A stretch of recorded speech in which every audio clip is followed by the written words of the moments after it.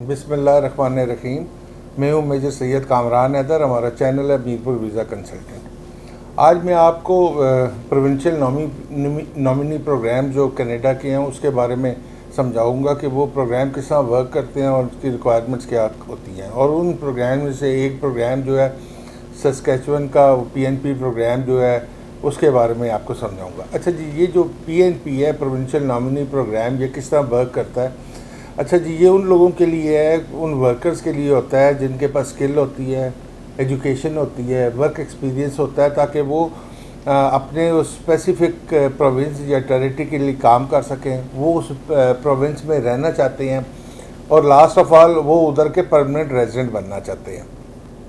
अच्छा जी, इसके बाद है कि जी वो जो जैसा ये PNP प्रोग्राम है, तो ये जो प्रोविंसेस होते हैं ये अपने प्रोग्राम स्ट्रीम्स में जो है ना मुख्तलिफ़ किस्म के प्रोग्राम में, जैसा आपको पता है RNIP है, PNP है, पायलट प्रोग्राम्स हैं बेशुमार। वो उस पर क्या टारगेट कर रहे होते हैं, वो प्रोविंसेस जो मुख्तलिफ़ प्रोविंसेस हैं वो कनाडा के क्या टारगेट करते हैं? वो स्टूडेंट्स को टारगेट करते हैं, वो बिजनेस पीपल को टारगेट करते हैं, वो स्किल्ड वर्कर्स को टारगेट करते हैं और सेमी स्किल्ड वर्कर्स को टारगेट करते हैं।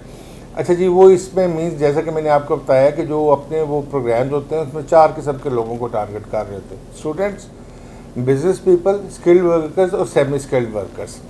अच्छा जी, अभी जो उनकी एलिजिबिलिटी रिक्वायरमेंट्स वो क्या होती है, वो किस तरह मीट की जा सकती हैं? पहली तो चीज़ ये है कि जी आपके पास जो है ना आपका जो प्रोफाइल होना चाहिए वो मीट करना चाहिए क्राइटेरिया एक्सप्रेस एंट्री का। आप एलिजिबल किसी भी एक प्रोग्राम के लिए होने चाहिए और आप अगर आपको इनवाइट किया जाए अप्लाई करने के लिए तो आप उसकी एप्लीकेशन सबमिट करें। जैसा कि मैंने आपको शुरू में बताया कि मैं आपको इस वीडियो में सस्कैचुअन के PNP प्रोग्राम के बारे में बताऊंगा। अच्छा जी, जो सस्कैचुअन का PNP प्रोग्राम है इसके टोटल पॉइंट्स 110 हैं और कोई भी बंदा जो कि 110 में से 60 पॉइंट ले ले वो इसके लिए क्वालिफाई करता है और वो इसके लिए अप्लाई कर सकता है। अच्छा जी, अभी मैं आपको बताऊंगा कि जी इसमें कौन कौन सी चीज़ें मैटर कर रही होती हैं और किस चीज़ के कितने पार्ट्स हैं। सबसे पहले हम आते हैं एजुकेशन और ट्रेनिंग के ऊपर। अच्छा जी, एजुकेशन, अगर आपके पास मास्टर्स है या डॉक्टरेट डिग्री है, अच्छा उसकी जो है ना मीन्स अगर आपने इक्विवेलेंसी कराई है कनाडा से तो उसके बराबर है, तो आपको 23 पॉइंट मिलते हैं। बैचलर डिग्री है या 3 इयर्स की डिग्री है उसके 20 पॉइंट्स है। ट्रेड सर्टिफिकेशन या इक्विवेलेंट टू जो है ना journey person status in Saskatchewan है तो उसके 20 पॉइंट है और उससे नीचे 15 और फिर 12 पॉइंट है।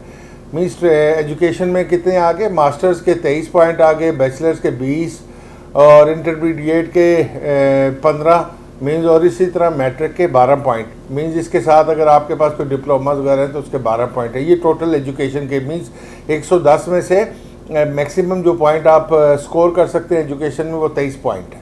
उसके बाद है स्किल्ड वर्क एक्सपीरियंस क्या है। अच्छा, स्किल्ड वर्क एक्सपीरियंस काउंट होता है। स्किल्ड वर्क एक्सपीरियंस में आपको एक चीज़ जहन में रखनी चाहिए, जो भी आप जॉब के लिए अप्लाई कर रहे हैं या जिस भी जॉब में आप PNP प्रोग्राम में आ रहे हैं, आपका जो वर्क एक्सपीरियंस भी है वो उसके मुताबिक होना चाहिए। अच्छा जी, 1 साल का जो एक्सपीरियंस है वो है 12 मंथ्स के बराबर, ठीक है। अच्छा, अगर आपके पास 5 साल का एक्सपीरियंस है तो आपको मैक्सिमम पॉइंट्स 10 मिलेंगे। अगर आपको 4 साल का एक्सपीरियंस है तो 8 पॉइंट्स मिलेंगे।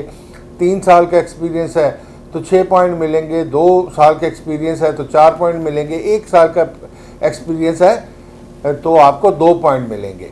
अच्छा, अगर आपका कोई एक्सपीरियंस नहीं, यू विल गेट 0 पॉइंट्स।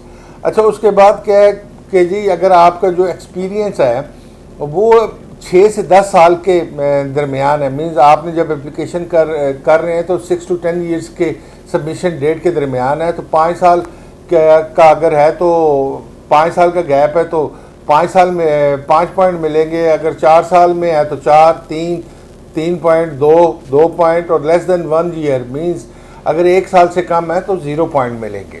अच्छा, इसके बाद आती है लैंग्वेज एबिलिटी। अच्छा, लैंग्वेज एबिलिटी में क्या है जी कि अगर आपका CLB जो पॉइंट्स हैं 4 to 10 है, वो मैं आपको एक्सप्लेन कर देता हूँ। CLB से बनता है कैनेडियन लैंग्वेज बेंचमार्क है। अच्छा, उसमें अगर आपने CLB 8 स्कोर किया है जिसके 20 पॉइंट्स हैं, उसमें आपकी लैंग्वेज 7.5 मीन्स आइल्स में जनरल में 7.5 होना चाहिए और स्पीकिंग, रीडिंग और राइटिंग में 6.5, ओवरऑल 7 होना चाहिए। अगर आपने CLB 7 स्कोर किया है तो उसमें लिसनिंग, स्पीकिंग, रीडिंग, राइटिंग में 6 होने चाहिए, ओवरऑल 6 होना चाहिए। इसके आपको 18 पॉइंट्स मिलेंगे। उसके बाद जो है CLB 6, उसमें राइटिंग में 5, लिसनिंग, स्पीकिंग और राइटिंग में 5.5, ओवरऑल 5.5 और 16 मार्क्स हैं। उसके बाद CLB 5 है।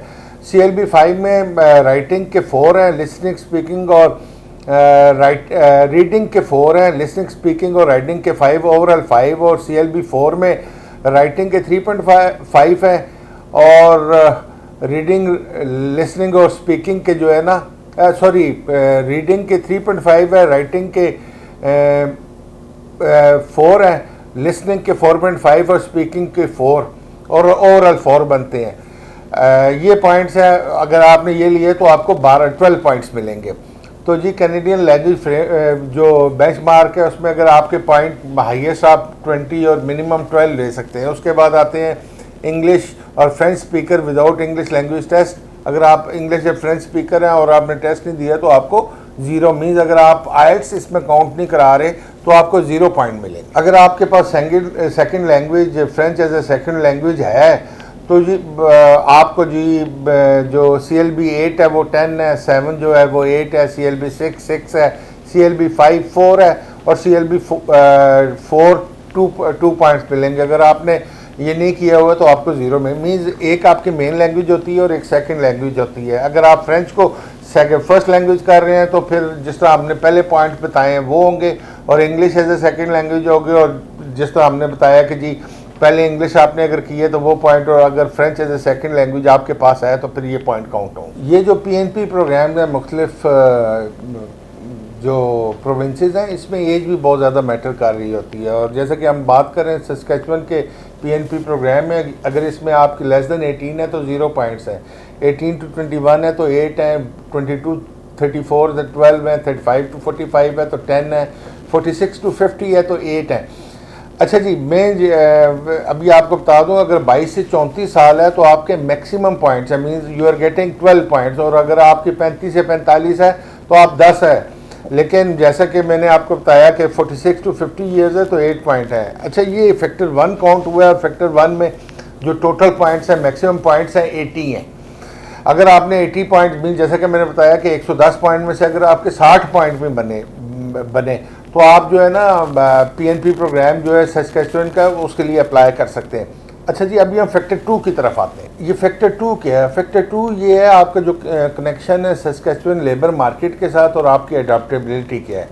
अच्छा, connection to Saskatchewan labour market, simple सी बात है, आपको जो एम्प्लॉयमेंट की ऑफ़र है वो उन कैटेगरीज़ में जो कि इसके हैं कैटेगरीज़ जो कि इसकी अथराइज हैं कि ये कैटेगरीज, उसमें अगर आप अप्लाई करते हैं तो अगर उसके पास उसकी आपके पास जॉब ऑफ़र है तो उसके 30 पॉइंट्स हैं। मीन्स अगर आपने 80 वो किए तो 30 ये है तो 110 आराम से पूरे हो गए। लेकिन अगर आप 40-50 पे फिर रहे हैं और आपके पास 30 पॉइंट्स आ गए ये, तो यू विल क्रॉस 60, तो आप आराम से अप्लाई कर सकते हैं। और दूसरी बात है अडॉप्टेबिलिटी की। अडॉप्टेबिलिटी में क्या चीज़ है, उसमें यह है कि जी जो एप्लीकेंट है या जो अकम्पनिंग स्पाउस है, मीन्स आप मेन एप्लीकेंट हैं, आपके मिसेज या स्पाउस जो है उसके या आपके फैमिली रिलेटिव जो हैं वो कनाडा के सिटीज़न हो या परमानेंट रेजिडेंट हो या सस्केचुअन में रह रहे हों।